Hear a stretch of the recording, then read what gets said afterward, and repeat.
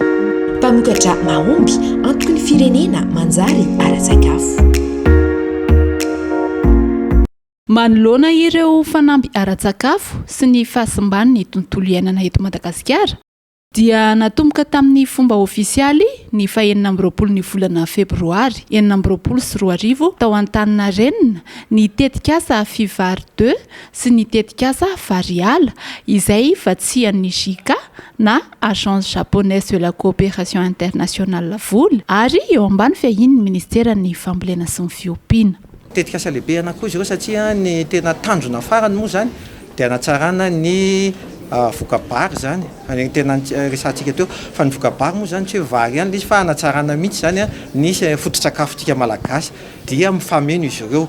dia efa nanaovana fikarohana manokana izy ireo voalohany indrindra aloha dia ampiakarana ny vokatra zany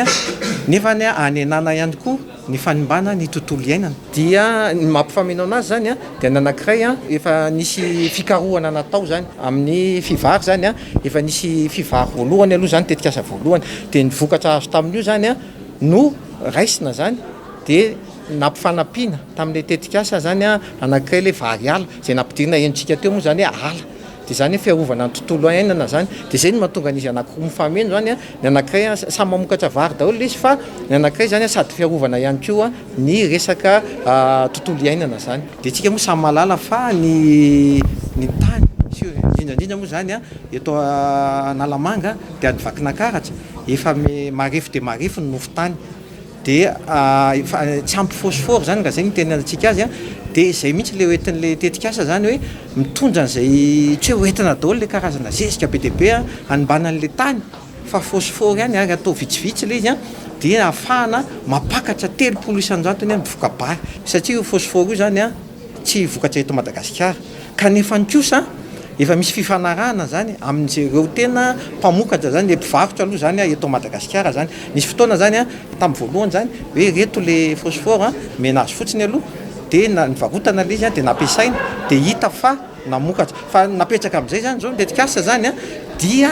anafatra zany efa nisy fifanarahana zany miaraka amina mpanafatra efa traikefa lehibe zany dia ny tena hevitra zany dia hoe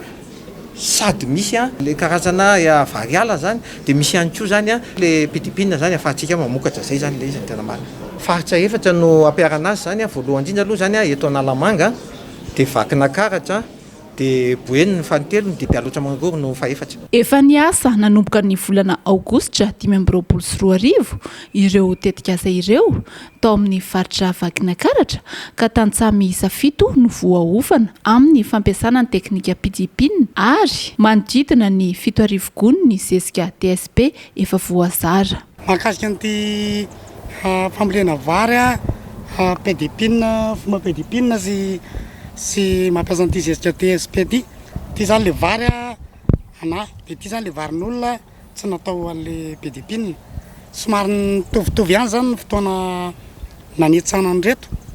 ny fanao anandro ray roa teo dia zao izy zao hitantsika izao le fomba pitipinina zany raha jerentsika amin'izao dia hita hoe tsara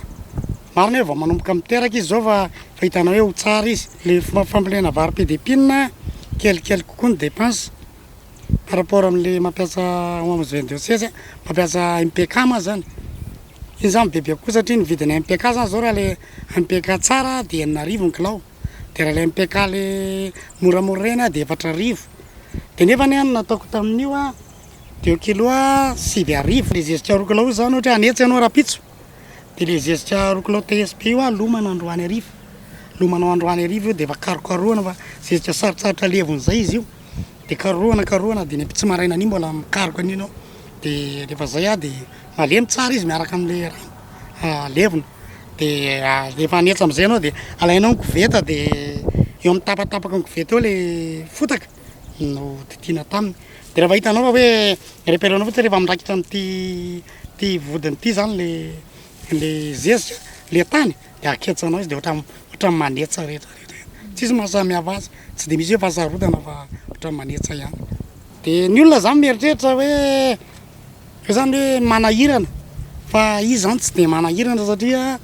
araka le fifanana hoe zavatra kely fotsiny ny elanelany mamboatra fotaka fotsiny ianao miaraka amin'le zezika dia iny fotsiny mandalo ao anatin'le fotaka le fotobary ho aketsa zay fotsiny ny elanelany de mitovy amin'ny manetsa rehetrarehetra ihany zany hoe tsotra izy de za zany mahita hoe tsara l izy am'izao a raha mihoatra amin'ny tsy nanao misy tombony. Nisy araka izany ny fitsidiana nataon'ireo mpanao gazety maro ny valatahaka iasan'ny tetikasa roa ao amin'ny distrika Ambatolampy ny 24 ny volana febroary 2024 ho fampahafantarana feno ny asa ataon'ny tetikasa sy ny fivoaran'ny tantsaha efa misitraka izany tetikasa izany.